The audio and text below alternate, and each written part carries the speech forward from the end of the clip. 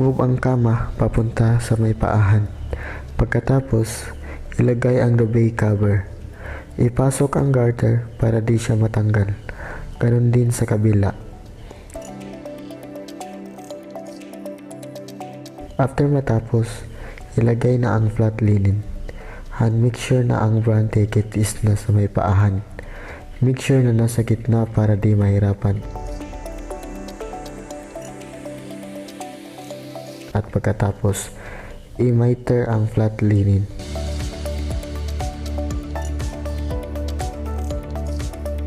Same sa kabila.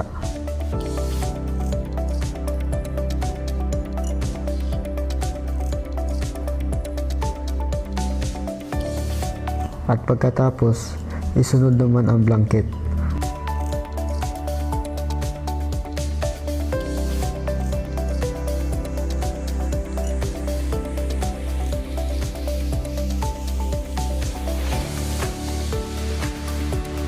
At make sure na tupiin ng konti sa may unahan at huwag na rin itong i-miter. Make sure na malinis. Gamitin lang ang kamay. Make sure na naka-upside down ito para hindi madumihan. Katapos nito, isunod naman ang pillow. Make sure na tupiin sa gitna para mas madaling maipasok sa pillowcase.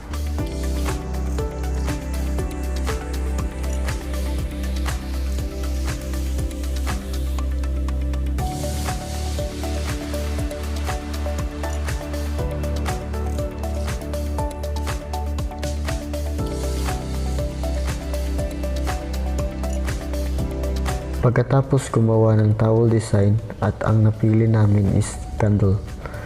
Pwede kayong pumili kung ano ang gusto ninyo.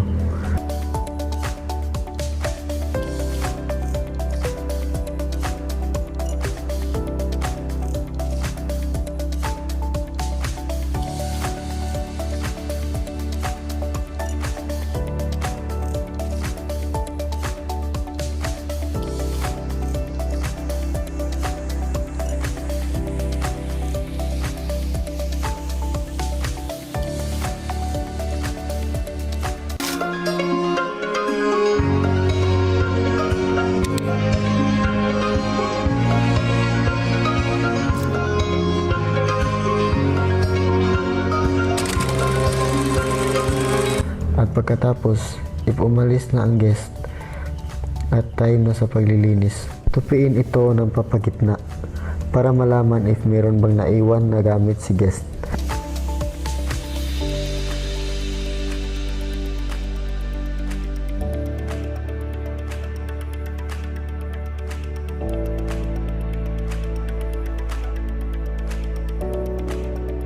At yun lang, tapos na. Salamat sa panonood.